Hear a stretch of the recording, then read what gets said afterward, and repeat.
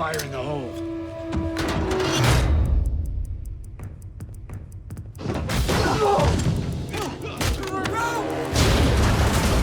This might seem like nothing more than a dumb action sequence in the middle of a big, dumb, silly superhero movie.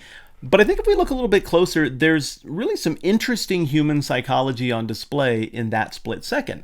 A guy drops a live grenade into an enclosed space full of people, and rightly, chaos ensues. All the normal rules that we operate with in terms of how we treat each other go out the window. People turn on each other. It's every person for themselves because there's the live grenade in the room. I think the same psychology is on display when we use the live grenade rolled into the room as a conversational technique. You know what I'm talking about, even if you don't use the same term to describe it.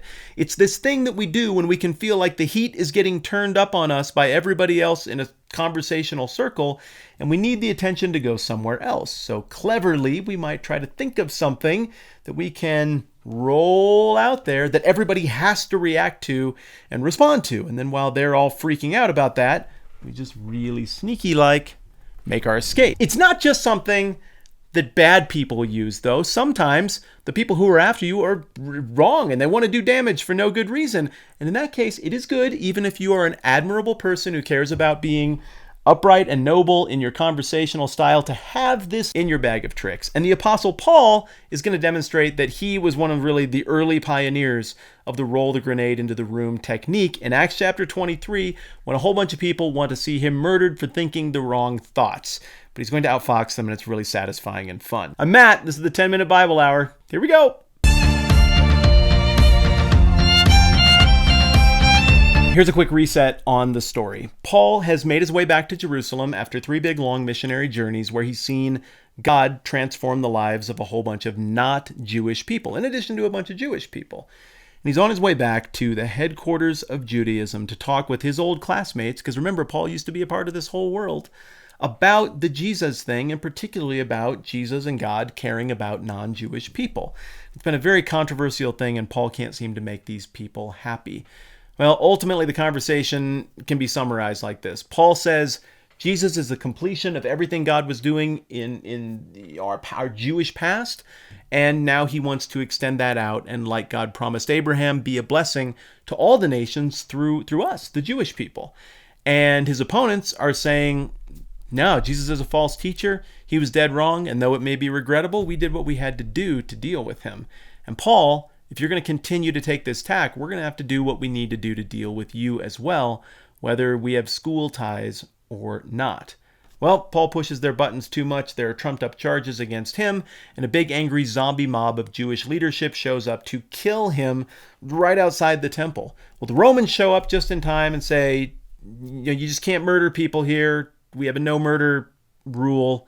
And so they protect Paul, and things calm down enough for Paul to make another attempt to speak to the crowd. And the zombie masses settle down for a minute, and Paul says all the stuff that he was saying, and they actually kind of listen for a minute. But again, he gets to that part about God caring about the non-Jewish world and wanting to redeem them too, and that's just too much. The violence ramps back up, and Paul is taken into custody so he doesn't get killed on the spot. That's where we pick it up at the end of chapter 22.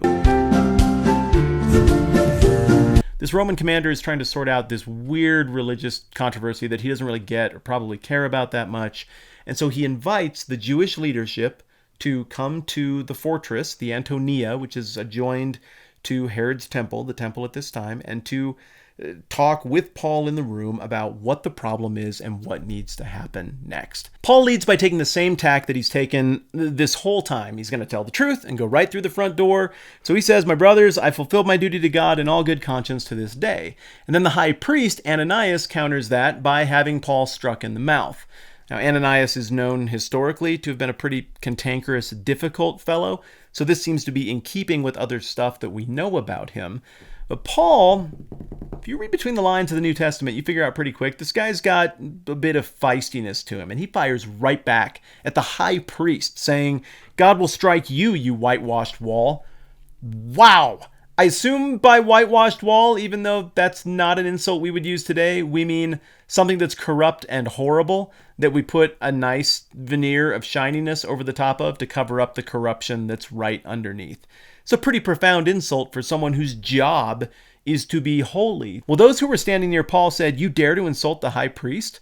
And it looks like Paul must not have known, because he says, "Brothers, I didn't realize he was the high priest, for it's written, don't speak evil about the ruler of your people." So now one of two things happened here. Either Paul really didn't know what the high priest looks like, which maybe could fit with the theory that Paul's eyesight was failing at this time. And so maybe Paul just genuinely didn't know, and he thought he was firing off at someone who was more of a peer. Maybe Paul completely did know, and he's hitting them back with sarcasm, saying, "Oh, I didn't realize that he was the high priest." Because what high priest would have a dude struck in the face for saying he's acted in good conscience before God without letting him say any other words? You're not acting very high priestly. Either way, it's safe to say this isn't going great right off the bat. This is where it gets good. Then Paul, knowing that some of them were Sadducees and others Pharisees, called out in the Sanhedrin.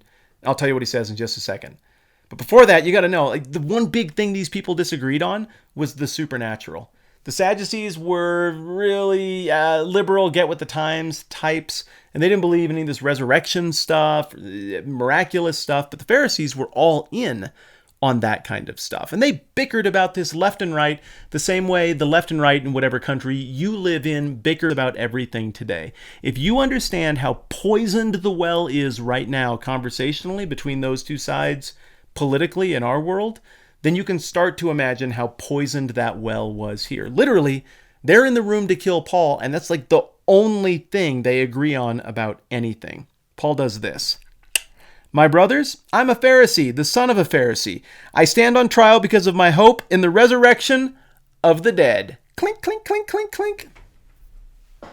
Oh, it gets lively so fast. When he said this, a dispute broke out between the Pharisees and the Sadducees, and the assembly was divided. All understatements. The Sadducees say that there is no resurrection and there are neither angels or spirits, but the Pharisees acknowledge them all. There was a great uproar, and some of the teachers of the law who were Pharisees stood up and argued vigorously.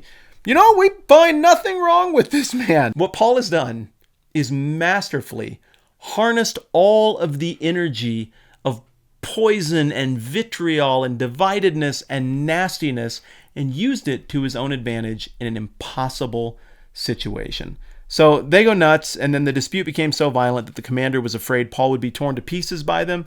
So he ordered the troops to go down and take him away from them by force and bring him into the barracks. And what I picture is a room full of tons of people screaming at each other like idiots, and Paul just shrugging at the Romans like, I don't know why they're like this.